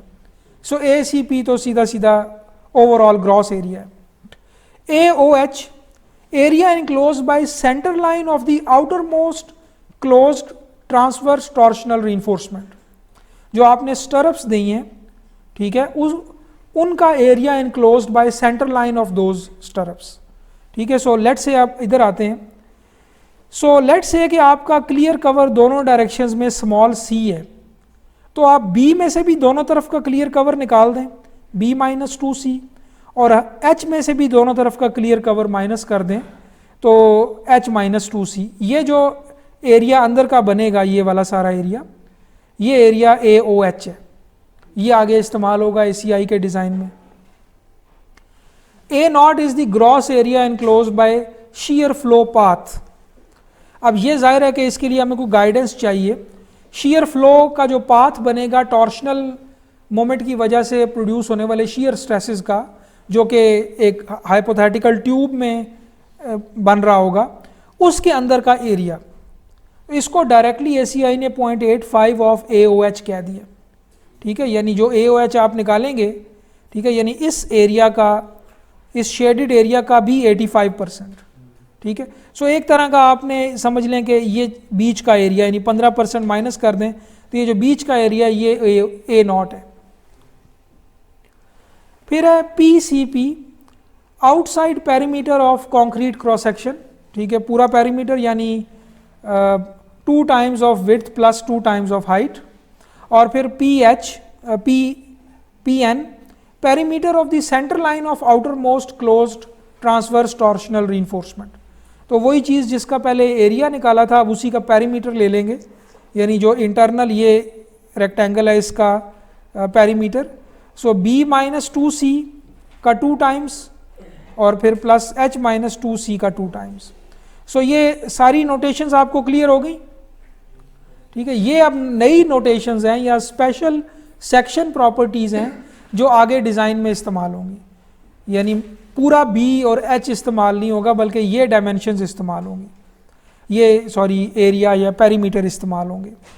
टी बीम के लिए अब भी आप यही डेफिनेशंस अप्लाई करें तो आपको ये एक्सप्रेशंस मिल जाएंगी। टी बीम पर भी अगर आप यही डेफिनेशन देखें तो आप ये एक्सप्रेशन आप निकाल सकते हैं, ठीक है। सो अब ACI की directly step by step provisions देखें डिज़ाइन की, कि आपका टारगेट है टॉर्शनल स्टील कैलकुलेट करना।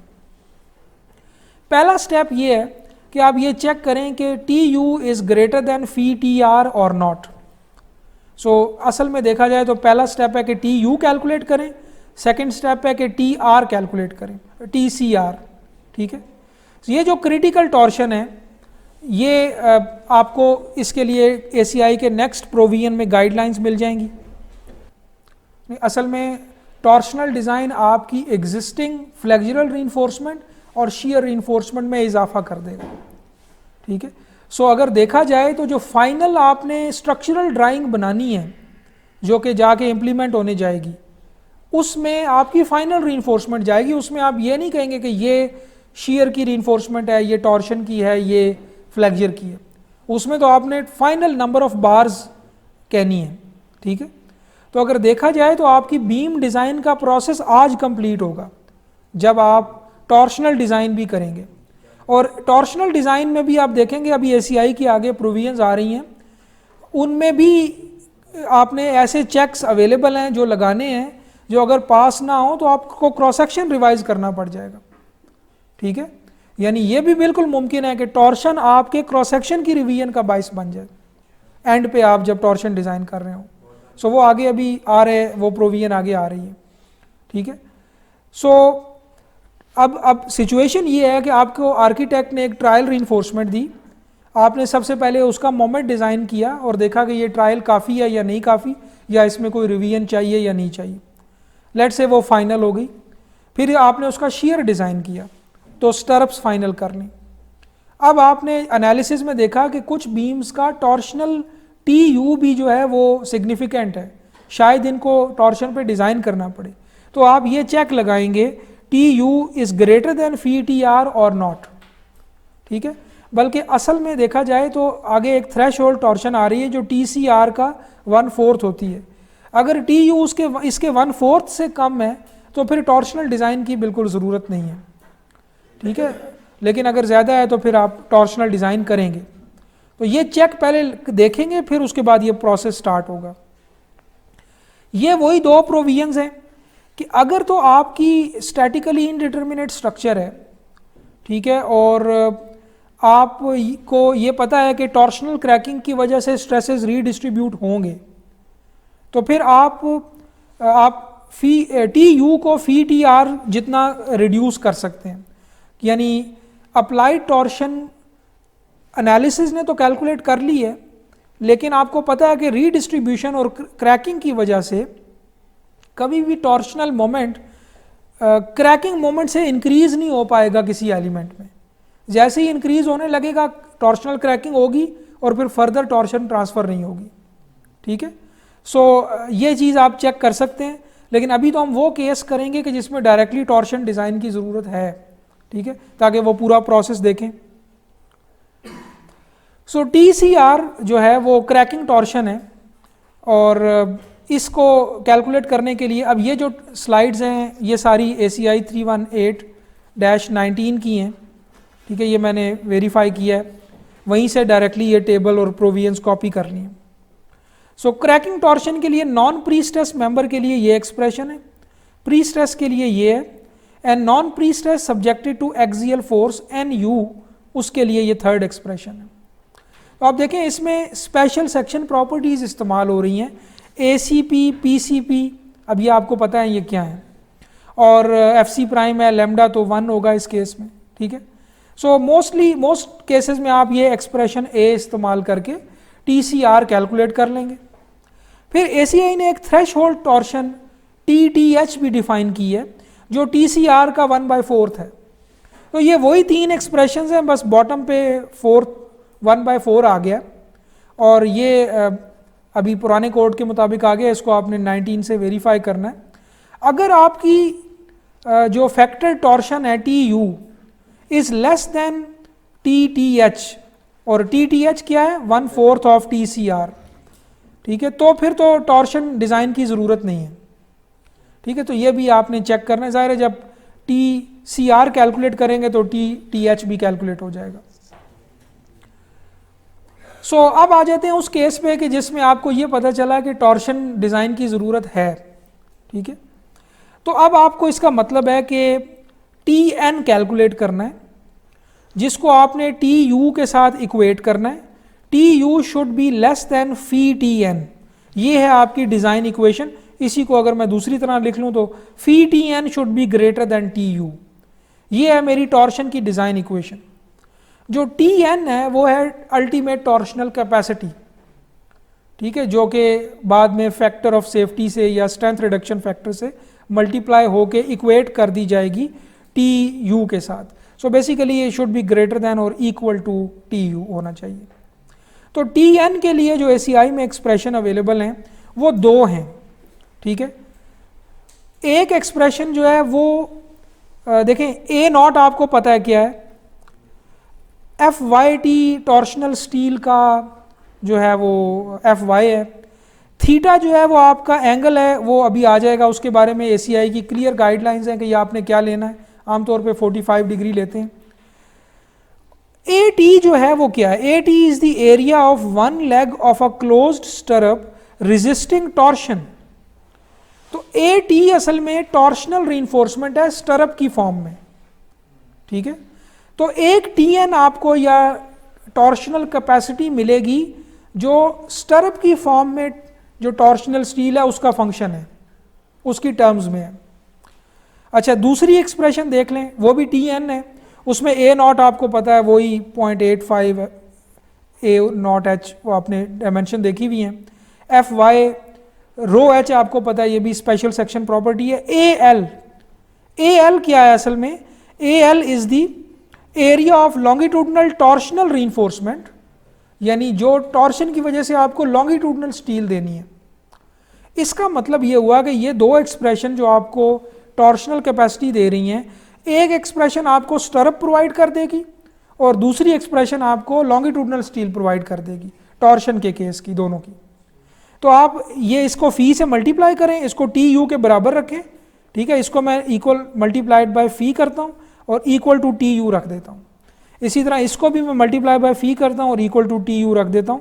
तो इन दो एक्सप्रेशन से मेरे पास ए टी ओवर एस और ए एल ओवर एस या ए एल का को मैं अलग करके कैलकुलेट कर सकता हूँ। तो यूँ मेरे पास टॉर्शनल स्टील आ जाएगा, लेकिन ये दो शक्लों में आएगा, ए एल और ए टी। असल में ए टी ओवर एस यूँ कह लें पूरा, क्योंकि जो स्टरअप्स वाली स्टील है उसमें सिर्फ स्टरअप्स की एरिया नहीं चाहिए होता, स्पेसिंग भी एक वेरिएबल होता है। लेकिन जो लॉन्गिट्यूडनल स्टील है उसमें तो सिर्फ ए एल आपको डायरेक्टली मिल जाएगा।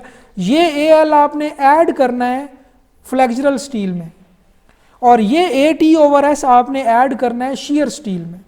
लेकिन एक डिफरेंस है यहाँ पे, वो जो ए वी ओवर एस आपने अभी कैलकुलेट किया है ना शीयर स्टील के लिए, उसमें ए वी की डेफिनेशन है दो लेग्स का एरिया, लेकिन यहाँ पर ए टी को यूँ डिफाइन किया गया है, is the area of one leg, ठीक है। तो ये जब इनको कंबाइन करना है तो इस चीज़ का ख्याल रखना है। सो अब ये वही दो एक्सप्रेशन है। अब मैं सिंपली ये कर रहा हूँ कि मैं ए एल और ए टी ओवर एस को अलग कर रहा हूँ, ठीक है। उन्हीं पिछली दो एक्सप्रेशंस में, एसीआई में तो ये दो हैं, बट अगर आप इसको इक्वेट कर दें, phi T N is equal to T U रख दें और फिर ए टी ओवर एस को अलग कर दें, ए एल को अलग कर दें, तो ये नई दो एक्सप्रेशंस आ जाएंगी, ठीक है। वो कॉट जो है वो टैन में कन्वर्ट हो जाएगा, बाकी वही स्पेशल सेक्शन प्रॉपर्टीज़ हैं, और टी यू आ जाएगा आपकी इक्वेशन में, ठीक है। सो टी यू एनालिसिस से आया होगा और आप डायरेक्टली ए एल और A T over S calculate कर लेंगे, ठीक है। सो ये है एसीआई का टॉर्शन डिज़ाइन। अब इसमें जब आपने कंबाइन करना है, उससे भी बल्कि पहले देख लें थीटा के बारे में। आमतौर पे ये 45 डिग्रीज है, बट ये 30 से 60 तक ये हो सकता है, ठीक है। थीटा के बारे में जो एसीआई की गाइडलाइन है वो ये ए और बी हैं कि अगर ये शर्त पूरी करती है आपकी बीम, तो फिर इसको सिंपल 45 ले लें, ठीक है। और अगर आपकी ये शर्त पूरी करती है, फिर आप इसको 37.5 लेंगे, लेकिन ये फॉर प्री स्ट्रेस के लिए। तो इसका मतलब है कि आपके केस में हमेशा बस ये 45 डिग्री हुआ करेगा। अच्छा, अब जब आपने शीयर को कंबाइन करना है तो वही बात कि जो टोटल देनी है स्टरअप्स, वो ए वी ओवर एस तो वही होगा, बिकॉज वो ऑलरेडी दो लेग्स का एरिया है। लेकिन जो A T over S calculate करेंगे उसको 2 से मल्टीप्लाई करेंगे, ठीक है, बिकॉज वो बाय डेफिनेशन ये एक लेग का एरिया, ठीक है। तो ये वो कंबाइंड शीयर रीइंफोर्समेंट है, या यूं कहें ये कंबाइंड स्टरअप्स हैं जो शीयर और टॉर्शन दोनों के लिए हैं, ठीक है। सो ए वी ओवर एस आपके पास शीयर डिज़ाइन से आई हुई है पहले से, ए टी ओवर एस आपने अभी कैलकुलेट की और फिर यूं कंबाइन करके आपने फैसला किया कि ये मेरी हूप्स होनी चाहिए। इसी तरह ए एल जो कैलकुलेट करेंगे वो लॉन्गिट्यूडनल स्टील में ऐड करेंगे सीधा सीधा। सो अब इसमें मिनिमम का एंड पे लास्ट स्टेप ये है कि मिनिमम का चेक देख लें कि if torsional reinforcement is required, तो कंबाइंड जो स्टरअप्स है ना उनके ऊपर ये चेक लगा दिया गया एक, ठीक है। सो ये जो कंबाइंड आपके पास वैल्यूज़ आ जाएंगी स्टरअप्स की, उनको इन ए और बी क्राइटेरिया से चेक कर लें कि मिनिमम जो है वो इनमें से जो बड़ा नंबर है वो आपने रखना है, ठीक है। अगर आपकी कैलकुलेटेड शीयर रीइंफोर्समेंट स्टरअप्स इससे कम आ रही हैं तो इतनी आपने लाजमी प्रोवाइड करनी है, ग्रेटर ऑफ दीज टू। इसी तरह AL के ऊपर भी एक चेक है, जो AL आप कैलकुलेट करेंगे तो एक AL मिनिमम से उसको कंपेयर करेंगे, that will be lesser of these two. अब इसमें भी देखें ये रो PH ACP ये सब कुछ जो है ये स्पेशल सेक्शन प्रॉपर्टीज़ हैं, ठीक है।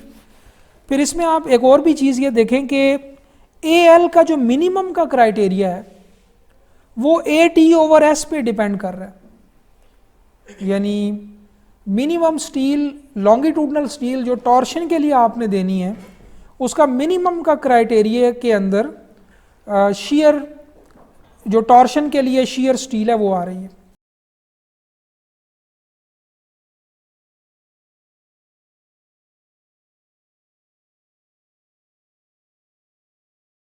आई थिंक ये सेम है, चेक करने की है, मुझे असल में याद नहीं है, सो मैं कुछ कमेंट नहीं कर पाऊंगा, बट कंबाइंड के ऊपर आपने ये मिनिमम का चेक ज़रूर लगाना है, ठीक है।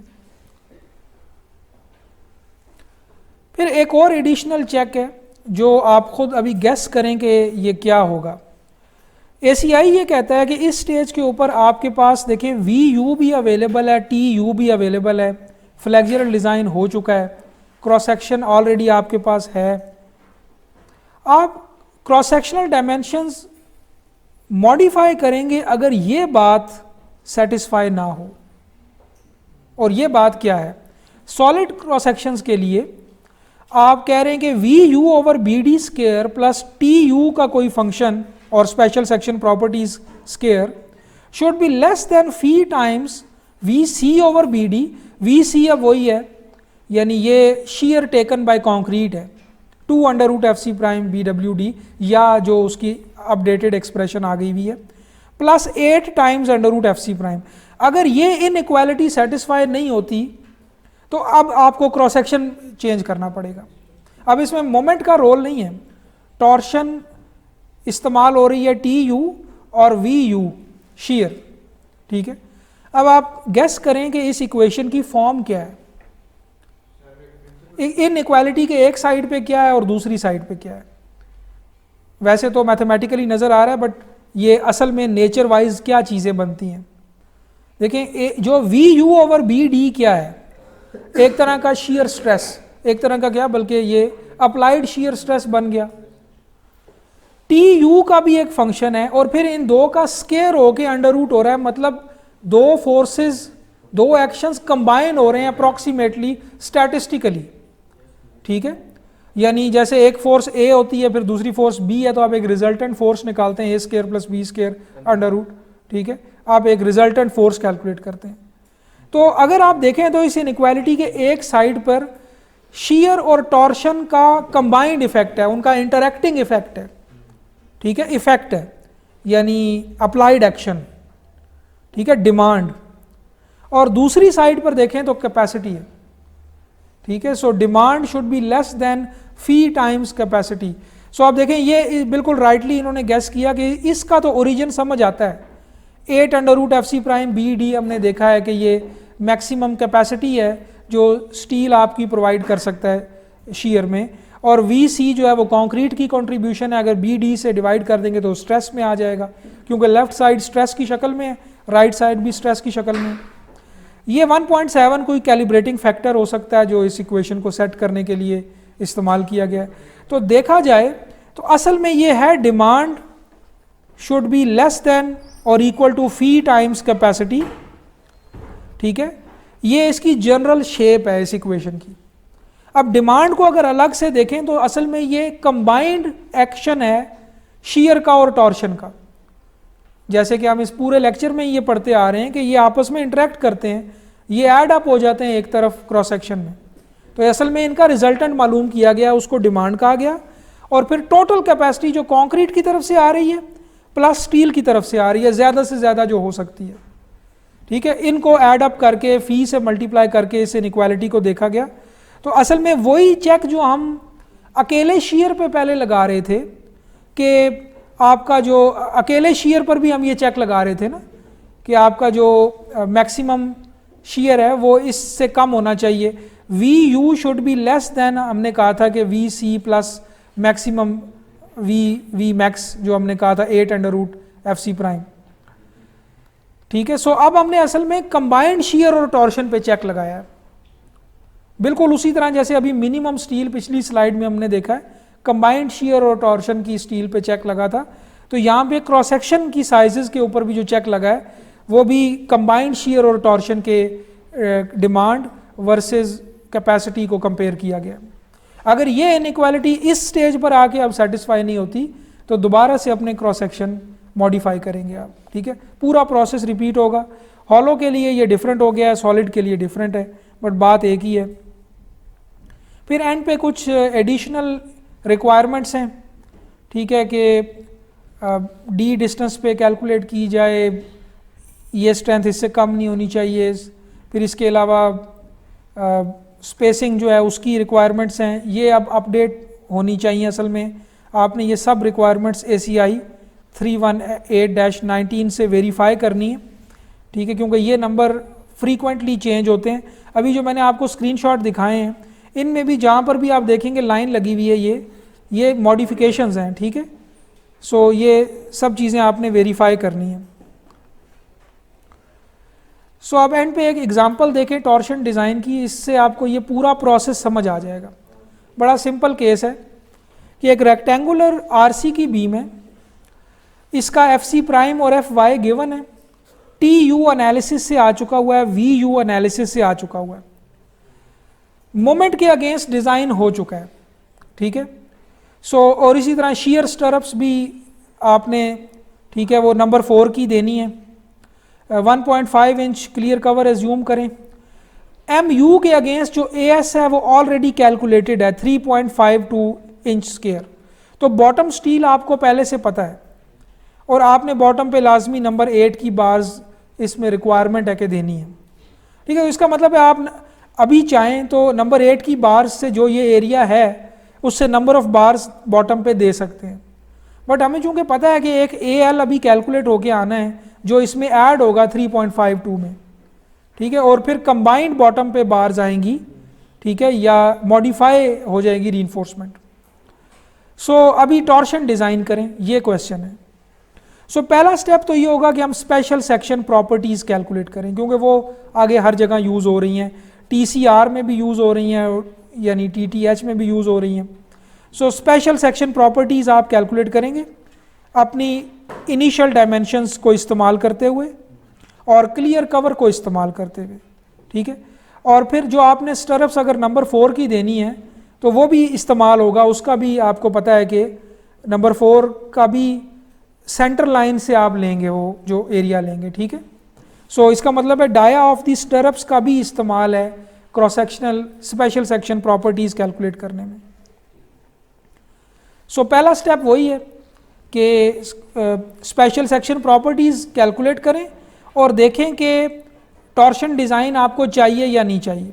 ठीक है, सो लिहाजा अगर TU जो है वो इससे कम होगा तो टॉर्शनल डिज़ाइन नहीं चाहिए।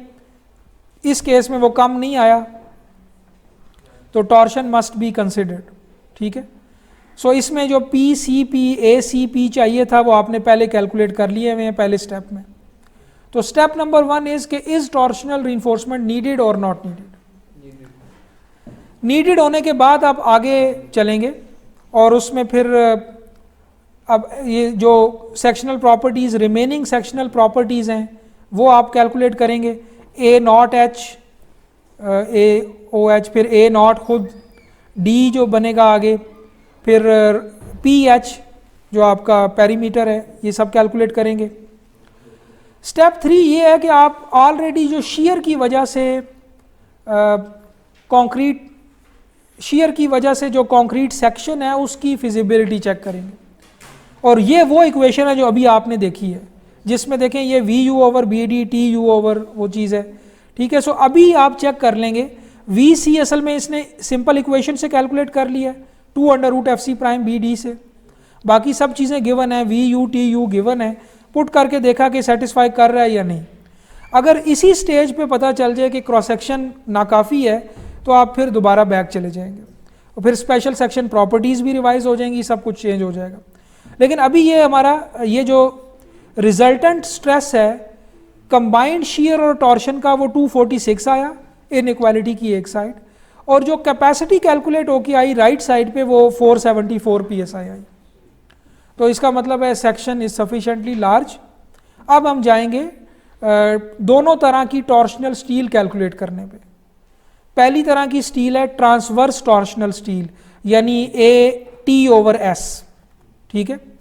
सो अभी सिंपल वही इक्वेशन लगाई है, ये वाली, ये इक्वेशन में आपको दिखाई है अभी, कि इसमें सिंपली ये किया गया कि Tn की जो इक्वेशन थी उसको फी Tn को Tu के इक्वेट कर दिया गया, और Tn जो था वो असल में AT/S का फंक्शन था।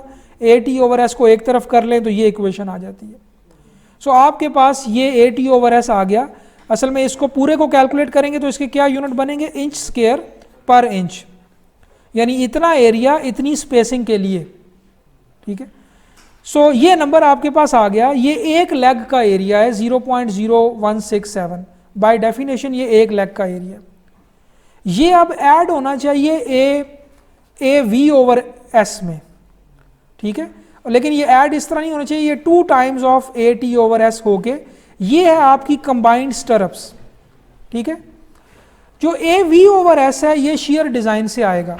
अगर क्विकली शेयर डिज़ाइन भी देख लें तो वो ये स्टेप 5 है, ठीक है, कि यानी आपने पहले VU को देखा कि वो फी V से हाफ ऑफ फी VC से ज़्यादा है या नहीं, और अगर वो ज़्यादा है तो शेयर इन्फोर्समेंट इज़ रिक्वायर्ड, और फिर उसके बाद VS कैलकुलेट किया जो कि रिमेनिंग शेयर है टेकन बाय स्टील, वो VS आ गया, और उसको इक्वेट कर दिया उस जो shear strength provided by steel था उससे, और आपके पास AV/S यहाँ से कैलकुलेट होके आ गया।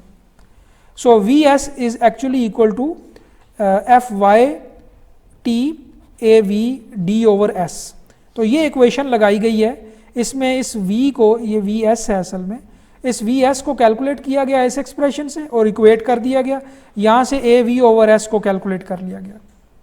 तो ये आपके पास एरिया आया है जो AV/S है, यानी शेयर स्टील है। इनको कंबाइन कर लें, AV/S प्लस 2 AT/S, ये कंबाइंड स्टरअप्स हैं, ठीक है, ये कंबाइन होके ये नंबर आ गया, और अब इस नंबर के कॉरिस्पॉन्डिंग आपने स्टरअप्स कैलकुलेट करनी है या नंबर ऑफ स्टरअप्स देखनी है। तो नंबर 4 की अगर आप स्टरअप यूज़ करें, स्पेसिंग इससे कैलकुलेट कर लें, आपके पास ये फाइनल स्टरअप आ गई, let's say 7 inch centre to centre, number 4 bars. तो अब ये जो फाइनल नंबर है ये आपकी स्ट्रक्चरल ड्राइंग में जाएगा। इसमें कुछ हिस्सा टॉर्शन का है और कुछ हिस्सा शीयर का है, ठीक है, और फिर एक स्पेसिंग के ऊपर एक एंड पे चेक भी लगाया हुआ है ACI का। तो यूं आपकी टॉर्शनल स्टील कैलकुलेट हुई जो स्टरअप की फॉर्म में थी। अब AL कैलकुलेट करेंगे आप, ठीक है, वो ये स्टेप 7 है, और इससे पहले भी ये वही चीज़, इसके ऊपर ये असल में मिनिमम का चेक है। तो ये वो जो मिनिमम का चेक आपको बताया कंबाइंड स्टील पे लगेगा, वो आपने लगाया और वो ओके आ गया। तो ये भी एक एडिशनल स्टेप है जो आपने करना है। अब आप AL कैलकुलेट करेंगे और ये वही एक्सप्रेशन है जो अभी आपको दिखाई थी, ठीक है, AL in the form of जो भी आपकी टॉर्शनल स्पेशल सेक्शन प्रॉपर्टीज़ हैं एक्सेट्रा एक्सेट्रा। सो इससे आपके पास AL कैलकुलेट हो गया है। ये वो एडिशनल रीइंफोर्समेंट है जो फ्लेक्सुरल रीइंफोर्समेंट में ऐड होनी चाहिए, लेकिन इसको डायरेक्टली ऐड करने से पहले फिर वही बात कि मिनिमम का चेक लगेगा। तो मिनिमम का चेक लगाया, पहले मिनिमम कैलकुलेट की और फिर देखा कि ये हमारी स्टील जो है वो मिनिमम से ज़्यादा है कि नहीं है। अब मिनिमम 1.02 इंच स्क्वायर आई और हमने जो कैलकुलेट की है 1.17 है। अगर ये 1.02 से कम होती तो हम 1.02 प्रोवाइड करते, ठीक है। अब एंड पे इसको आपने ऐड करना है फ्लेक्सुरल में, ठीक है। स्टरअप्स का आप अभी फैसला कर चुके हैं ऑलरेडी, ठीक है। अब आप करेंगे लॉन्गिट्यूडनल स्टील का फैसला। अगर आप याद करें तो स्टार्ट में 3.52 इंच स्क्वायर जो है ये फ्लेक्सुरल स्टील ऑलरेडी गिवन है या मोमेंट डिज़ाइन से आ चुकी हुई है। अब इसमें 1.17 ऐड हो जाएगी जो टॉर्शन की वजह से आ रही है, ठीक है। सो अब 3.52 तो सारी की सारी बॉटम पे प्रोवाइड होनी चाहिए, इसकी तो लोकेशन ही बॉटम है, ये टेंसाइल स्टील है ना। 1.17 जो AL कैलकुलेट होके आया है, ये कहाँ पे प्रोवाइड होना चाहिए सेक्शन में? बॉटम पे, दरमियान में, यानी मिड पर या बिल्कुल मिड में, कोर में? कहाँ पे होना चाहिए? कोर में होना चाहिए। ये इनके इसकी पेरिफेरी के अलोंग स्प्रेड होना चाहिए, क्योंकि टॉर्शनल स्टील जो है वो असल में, यानी टॉर्शनल कैपेसिटी तो आई उस ट्यूब से रही है, उस हाइपोथेटिकल ट्यूब से रही है। तो जो स्टरप्स हैं वो तो ऑलरेडी एक राउंड हुप है ना, वो तो उसी रेंज में है। जो लॉन्गिट्यूडनल स्टील भी आपने टॉर्शन के लिए कैलकुलेट करनी है, उसकी लोकेशन क्या है कि वो पेरिफेरी के अलोंग होनी चाहिए। इसका मतलब है कि हमने इस ए एल को स्प्रेड करना है क्रॉस सेक्शन के पेरिफेरी के अलोंग, ठीक है। सो हम इसको सिर्फ बॉटम पे नहीं दे सकते, हमने कुछ हिस्सा बॉटम पे देना है, कुछ टॉप पे देना है, कुछ मिड में देना है, और वो ऐसे देना है कि वो उसके यानी जो हुप्स हैं वो इन बार्स के अलोंग जो है वो हों, चलें, ठीक है। सो इसमें यह किया गया है कि ऑलरेडी 3.52 जो है वो तो बॉटम के ऊपर देना ही देना है। 1.17 जो आपने फैला के देना है, इसके 3 हिस्से कर लिए हैं। 1/3 आपने टॉप पे दे दिया, 1/3 मिड में दे दिया, लेकिन मिड में भी पेरिफेरी के पास करके, और 1/3 आपने जो बॉटम पे ऑलरेडी लॉन्गिट्यूडनल स्टील है उसमें ऐड कर दिया, ठीक है। सो 3.52 प्लस 1/3 ऑफ 1.17 ये आपने बॉटम पे दे दिया। सो ये देखें कि एज्यूम 1/3 इन टॉप, जो कि ये बनता है, जिसकी वजह से ये 2 नंबर 4 बार दे दी। 1/3 इन बॉटम, ठीक है, सॉरी 1/3 इन टॉप, 1/3 इन बॉटम, और जो रिमेनिंग 1/3 है वो मिड में। अब इसमें एक प्रोविजन ये थी कि आपने देखें जो 3.52 प्लस 1.17 ओवर 3 है, ये जो बॉटम पे देना है, इसकी नंबर ऑफ बार्स 8 ही हो सकती है, ठीक है, क्योंकि ये आपने लॉन्गिट्यूडनल स्टील में ऐड कर देना है ना।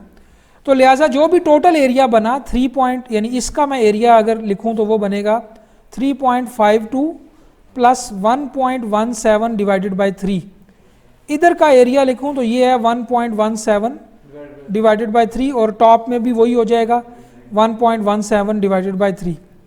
तो टॉप पर और मिड में तो मैंने नंबर 4 बार सेलेक्ट कर ली, ठीक है, 2 नंबर 4 2 नंबर 4, लेकिन बॉटम पे जो कंबाइंड एरिया बना है उसकी नंबर 8 बार्स सेलेक्ट कर लिए, वो 5 बार्स आई हैं, ठीक है।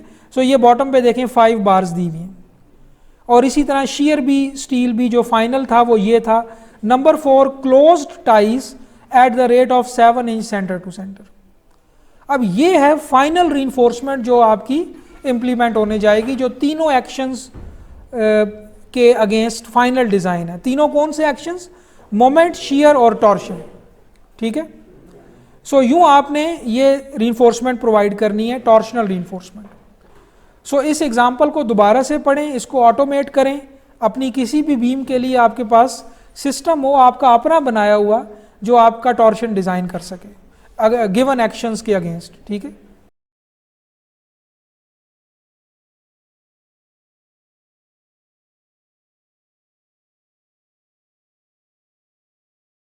एक टीएन जो है वो आपको मिल रहा है स्टरप्स की फॉर्म में जो टॉर्शनल स्टील है, एक टीएन आपको मिल रहा है लॉन्गिट्यूडनल फॉर्म में जो टॉर्शनल स्टील है उससे। 2 एक्सप्रेशंस है ना टीएन की। अब आपके ख्याल में अगर आपका टीएन जो है वो टीयू से एक टीएन कम है, एक ज़्यादा है, तो क्या ये सिचुएशन एक्सेप्टेबल है?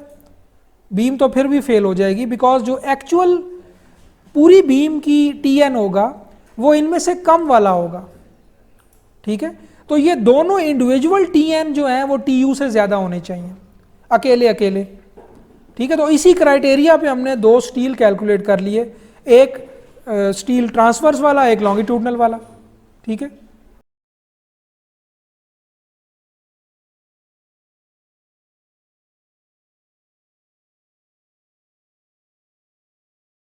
उसके केस में तो डीप बीम्स में तो क्रैकिंग एक बहुत इनएविटेबल किस्म का फेलियर है ना, सो उसके लिए, उसको रोकने के लिए स्किन रीइंफोर्समेंट करते हैं, ठीक है। सो वो स्किन रीइंफोर्समेंट आपको इस तरह दोनों एंड्स पे यूं देनी पड़ती है, ठीक है। और इसकी रीज़न भी यही है कि बीम की डेप्थ जब एक ख़ास डेप्थ से ज़्यादा हो जाती है तो वो उसमें क्रैकिंग सिग्निफिकेंट होती है। बिकॉज आप खुद देखें कि जब आप क्रॉस सेक्शन कर्वेचर के पॉइंट ऑफ व्यू से ज़रा सोचें कि एक बड़ी शैलो बीम है, वो बेंड हो रही है, तो उसके बॉटम पे जो क्रैक डेवलप होंगे, या एक जो बहुत डीप बीम है और अब वो बेंड हो रही है, for the same curvature deep beam significant cracking develop करेगी कंपेयर टू शैलो क्रैकिंग, ठीक है। सो उसको रोकने के लिए, लेकिन आप देखें डीप बीम ज़रूरी भी तो हैं, आपको हाई आई चाहिए, हाई ग्रॉस स्टिफनेस चाहिए, क्रैक स्टिफनेस चाहिए, इसके अलावा और रीजंस हैं इन सब की, capacity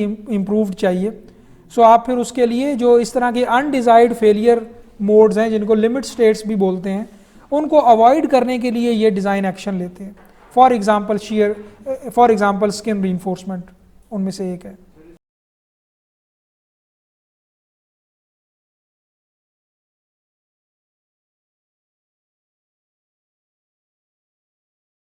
strut and tie method असल में इस कोर्स में आई थिंक नहीं है, वो मेथड इटसेल्फ नहीं है, उसका इंट्रोडक्शन तो है, बट आई थिंक कि आप अभी स्ट्रट एंड टाई मेथड से इसको डिज़ाइन करना सीखना डीप बीम को, वो इस कोर्स में शामिल नहीं होगा। और ये चीज़ बड़ी क्लियर होनी चाहिए आपको कि किन केसेस में आपको स्ट्रट एंड टाई चाहिए, कन्वेंशनल आरसी डिज़ाइन में नहीं चाहिए। जिधर भी आपको ऐसी ज्योमेट्री से वास्ता है कि आपकी डिस्टर्ब्ड रीजन है पूरा का पूरा एलिमेंट, तो आपको स्ट्रट एंड टाई मेथड चाहिए। जैसे थ्रू आउट बहुत डीप बीम है, L/D बहुत कम है, इसी तरह आपके फॉर एग्जांपल कॉलम कॉर्बल्स हैं, कॉलम ब्रैकेट्स हैं, पाइल कैप्स हैं, डीप फाउंडेशंस हैं, थिक फाउंडेशंस, इन सब केसेस में स्ट्रट एंड टाई की फिलॉसफी चाहिए। सो अभी हम कन्वेंशनल रीइंफोर्स कंपोनेंट्स के डिज़ाइन पे भी अभी बात कर रहे हैं, सो लिहाजा जो कोड की वेल डिफाइंड थ्योरी है अभी उसी पे रहेंगे।